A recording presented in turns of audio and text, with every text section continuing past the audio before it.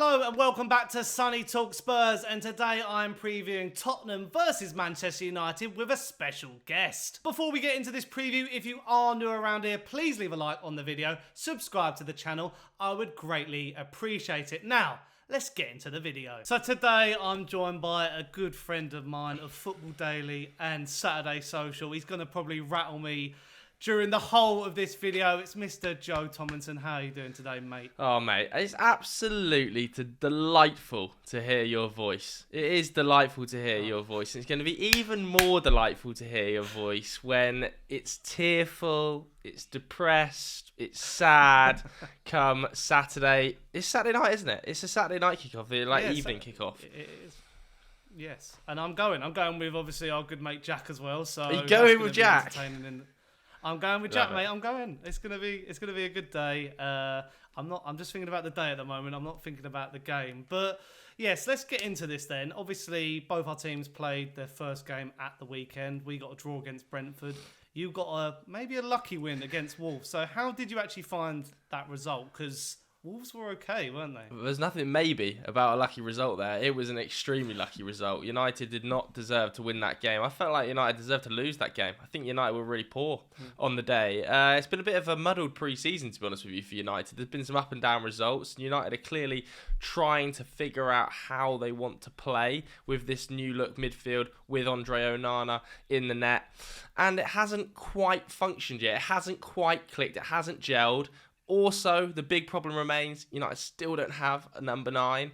You know, Hojlund has come into the club injured, so Rashford's having to play there. And when Rashford plays through the middle, it totally disrupts United's flow. I think Garnacho, you saw against Wolves, whilst he's a very, very exciting talent, maybe not quite ready to start and be the main man out left for Manchester United right now. So I think there's a lot of problems in terms of functionality. I think United are eventually going to click, and you kind of saw a similar sort of thing happen at the start of last season under Erik Ten Hag, when everybody was saying, oh, United are going to be terrible, United are going to be rubbish, people writing off Casemiro just like they were last season. Then eventually United do click. They tweak some things. Maybe a new midfielder comes in. Maybe Bruno plays a little bit wider to allow Mount to play as a 10. Maybe he plays a little bit deeper. But either way, it was a poor performance against Wolves. And yeah, had me a little bit worried, mate. That's the thing. I mean, obviously, we can't take a lot into consideration in the first game. It's the same with Tottenham. Obviously, a lot better from our part. But obviously, there are still question marks, and that's always going to happen at the beginning of the season. But you mentioned some individuals there that I want to sort of hone in on. Yes. And a lot of people were sort of criticising Mason Mount, you know, no goal contributions, the proper football Twitter vibe. Yeah. And what I wanted to sort of ask you was, do you reckon, I saw some questions saying it, could Maddison have maybe signed for you in that position? Do you reckon that would have been an option? Or do you reckon Mount is obviously going to come good like we all probably know he will do? I love James Maddison. Fabulous player. I think he's probably my signing of the summer so far. Flat out in the Premier League. I think it's an amazing bit of business to pick him up for £40 million. I don't necessarily know he would have worked in Manchester United's midfield. I think he would have seen the exact same questions being raised about James Maddison as you're seeing about Mason Mount. I don't think people were necessarily questioning Mason Mount's quality because he's a fabulous footballer. I think people were more questioning the functionality of the midfield. Can he drop deep and progress the ball alongside Casemiro? Would that have been James Maddison's role? I can't imagine James Maddison dropping deep to progress the ball. I think he does all of his best work around the area, as we saw against Brentford. Fabulous deliveries into the box, super creative. I think Mount does a lot of his best work in and around the area. I think maybe the difference that Erik Ten Hag went for with Mount, to be honest with you, is that he sees, and I think quite a few people would see, that Mason Mount's off-the-ball work is probably endearing him to that midfield role. Now, I'm not saying it's the perfect fit right now, and I definitely think there's issues there, and there's got to be something tweaked with how high he's playing out of possession, but it's his pressing work that he's been bought for. You know, Ten Hag in pre-season has talked all about wanting to make Man United the best transition team in world football, to press super high. Well, that is kind of Mason Mount's game. He's a natural presser. He's a press leader. You can't question his off-the-ball work. And he's amazing in transition. Like, he takes the ball lovely on the back foot and progresses it, but he isn't a game controller that's going to sit alongside Casemiro, which a lot of Manchester United fans feel we need, because at times Casemiro struggles just as the lone pivot on the ball anyway. I think off the ball, we all know he's one of the best defensive midfielders in world football, but on the ball, he doesn't necessarily have the attributes of a Rodri, say, who's just super comfortable, super press resistant, and can just play balls very, very naturally. So I think there's question marks over the functionality of Mason Mount. I mean, any question marks over his quality. I think he's a fabulous footballer, and I definitely think he's going to come good for Manchester United. Some of the embarrassing takes, quite frankly, embarrassing takes, writing him off after 65 minutes of football for Manchester United. You know, do we need to give Mason Mount time? He's played 65 minutes in a 1-0 win over Wolves. I honestly, I despise football Twitter. I tend to agree with you, because I think what a lot of people are experiencing at the moment is the midfielders have got to be good at everything, like defensive, box-to-box, attacking. But these systems, because we do sort of play similar midfield threes, the defensive ones like your Basumas and your Casemiros, and then your midfielder next to him, sort of allows your Mount and Maddison to have that sort of free roam. But I feel like in modern football, people don't like you being a free roam sort of player. They want you to be able to come back and tackle and track back. So that's probably where the criticism really He's going to have to do a bit more of that, though. He is going to have to do a bit more of that, Mount. I'm not massively convinced they can continue to play super high, him and Bruno, because obviously they both want to press, they both want to play really high amongst the final line, but it does leave Casemiro extremely exposed. I mean, you saw Wolves running riot through the midfield on the weekend, and, you know, let's give Wolves some props as well. Matheus Cunha was fabulous, you know, Lamina was brilliant. So good. These players played really well on the night, but they were allowed to play really well by the amount of room they had in the middle of the park, which Manchester United gave up freely because Mount and Bruno played so high, which I just don't think will happen again on the weekend. I would be really, really surprised if there's as much space in the midfield as we saw on the weekend. I also thought United kind of got bullied a little bit. I thought it was a little bit man versus boys in a physical manner.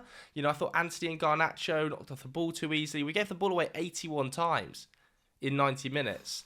If that happens again, then Tottenham will beat us. I mean, if that happens against us, because I mean, what I saw from us at the weekend was that sort of tenaciousness of win it back and recycle it, and we weren't sort of experiencing that a lot last season. It was quite sluggish, so I did like that from us. So that has given me a bit of confidence. But moving on now to your focal point, obviously Rashford, I personally don't think he's a 9. I think he works well off that wing. Hojlund, obviously you've mentioned injured.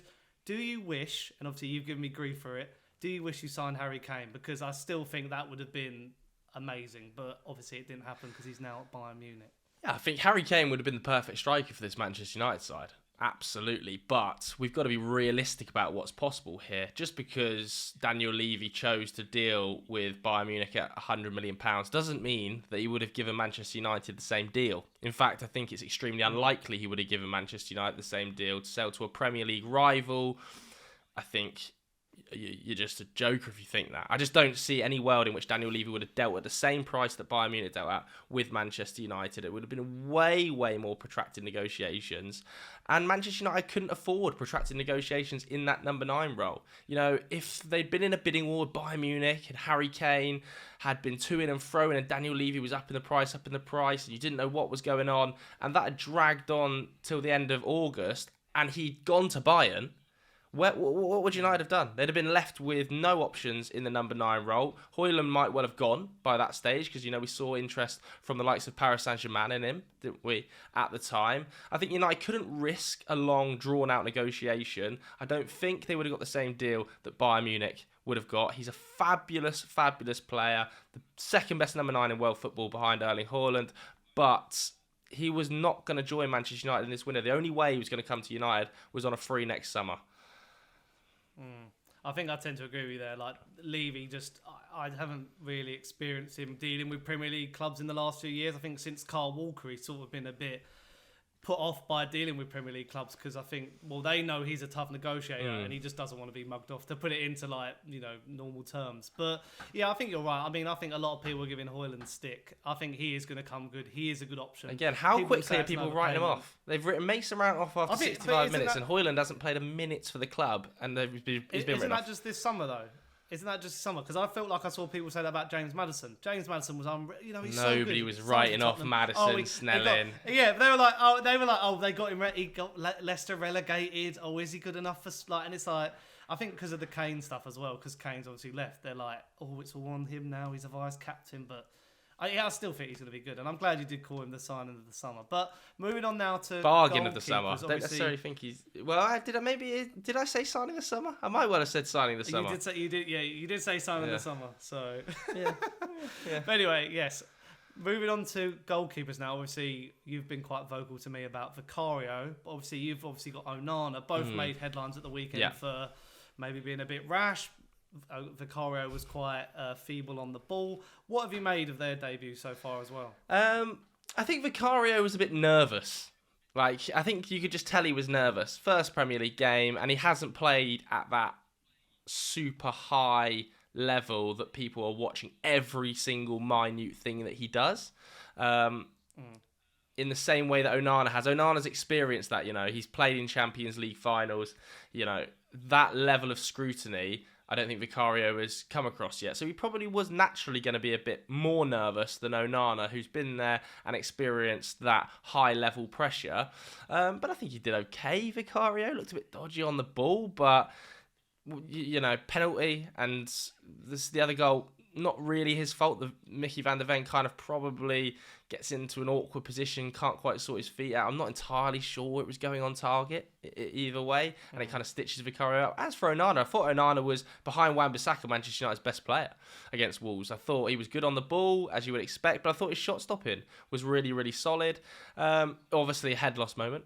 We can't deny that. It should have been a penalty. Everybody in football knows it should have been a penalty, but I think he played well. And the one thing I'm surprised about with Onana, I'm not necessarily surprised because we've seen him have a massive personality, for his international team, where he's walked away and retired because they're refusing to play the brand of football that he likes, and he doesn't believe they should be playing this long ball style of football. So he's clearly a huge personality, but he looks like, in a way, a Manchester United keeper. He's berating people. He's publicly facing up to the press and media. Did the pre-match interview for Sky Sports for Manchester United straight away. He feels like a massive presence, which I think you do need, because I don't necessarily agree with Gary it's the most scrutinised position in English football, but it's up there. Manchester United's number one is up there. And I think he's made a very, very good start to life at Manchester United. So fingers crossed, not too many Wolves 95th minute moments and more of the rest of the game on the weekend.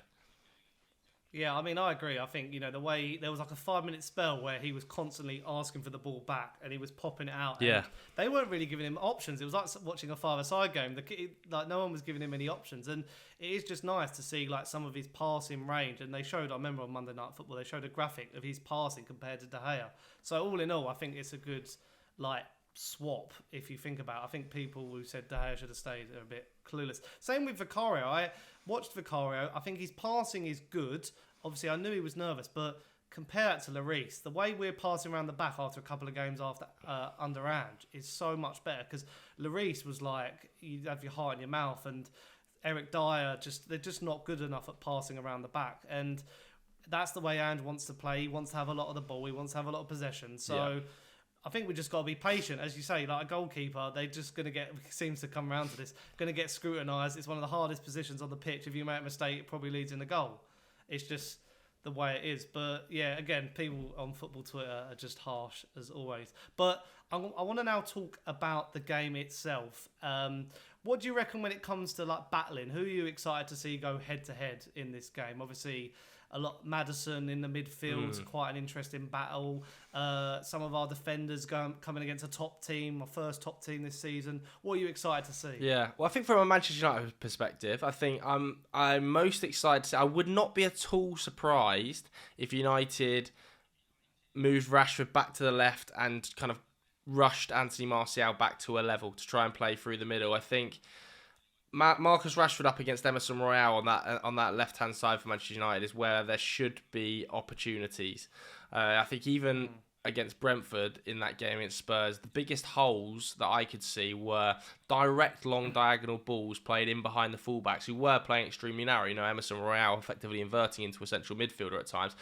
And then that does leave your centre-backs exposed. Obviously, Romero is going to be fit, so you would expect him to come across, but that battle of Rashford in that left-hand space, I think, is absolutely crucial for Manchester United. I think Casemiro versus Maddison is an extremely obvious one as well. You know, Casemiro, super combative off the ball, and James Maddison, so creative. I think it's one to watch. And I'm interested to see how Bissouma, who I thought was Spurs' best player by a mile against Brentford, I thought he was fabulous against Brentford, copes when he's got two attacking mids, because obviously Brentford don't play with that naturally creative 10 who's going to sit on him and he's going to have to do a job on.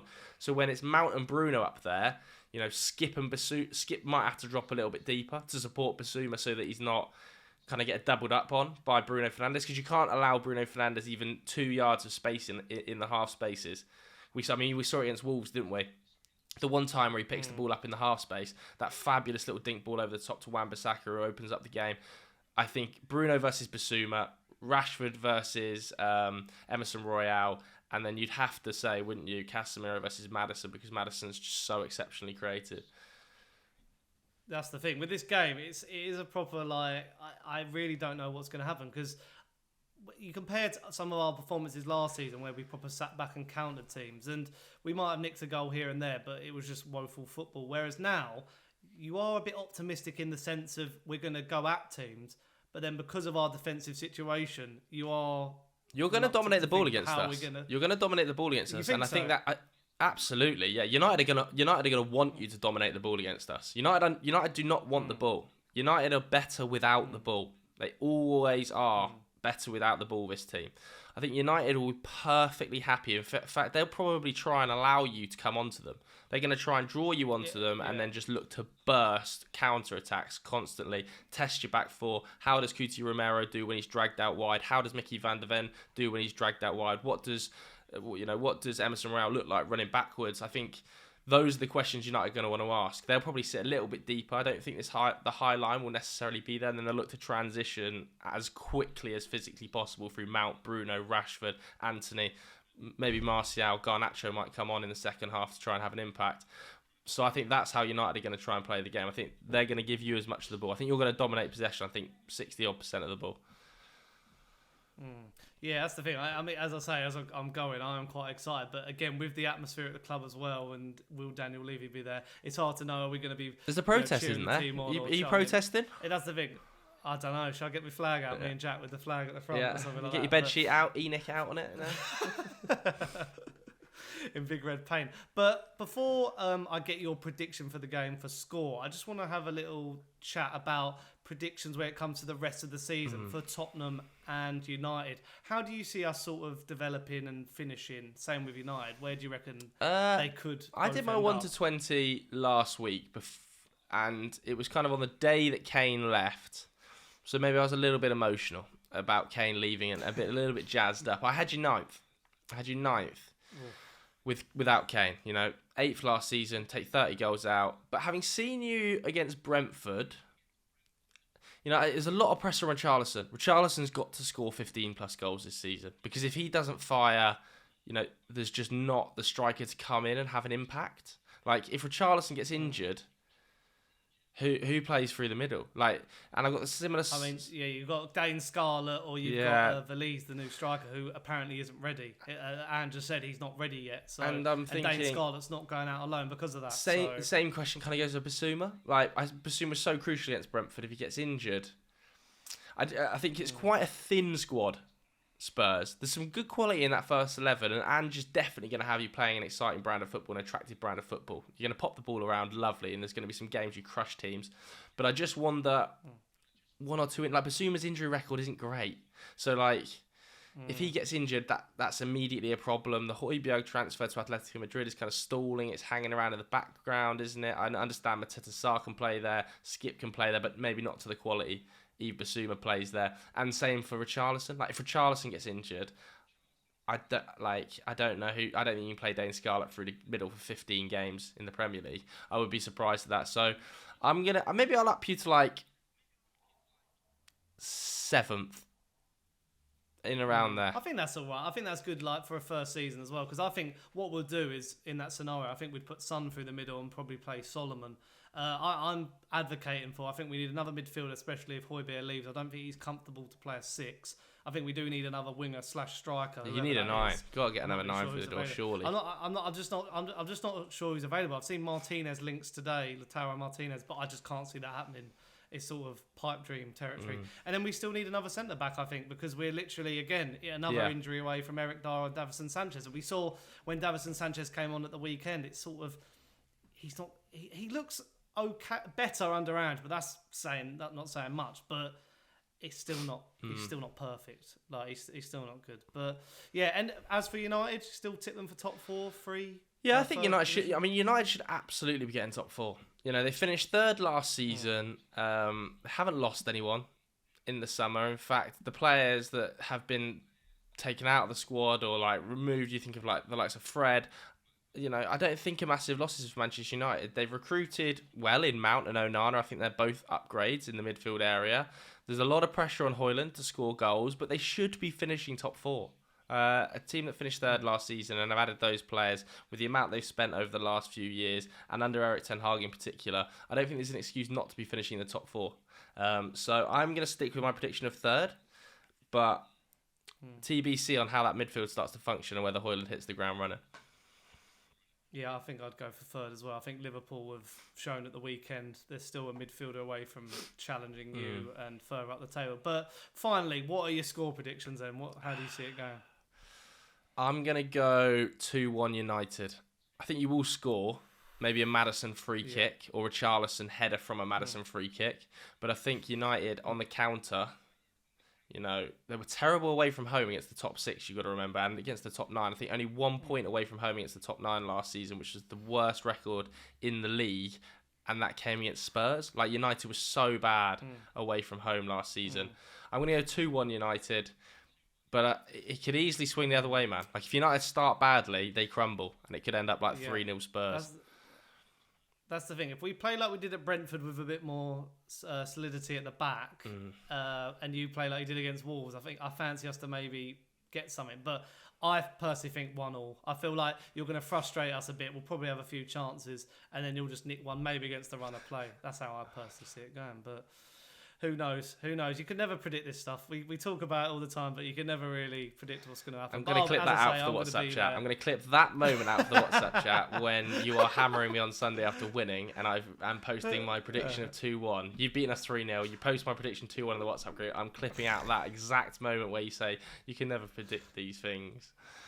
I've got a bit like you, mate. I think you might have realised from knowing me these last few years, I'm a glass half empty. I'm just going to start underestimating us because if I keep going any higher, I thought Conte was going to take us to the next level, and we all know how that went. So, and I said he should have gone to you. I was laughing in your face about that. So, I mean, humble pie is coming to mind.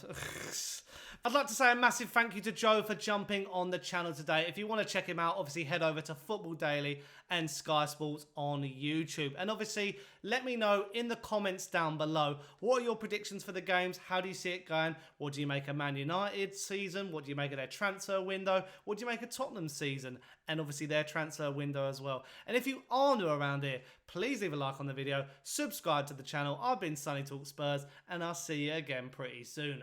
Bye.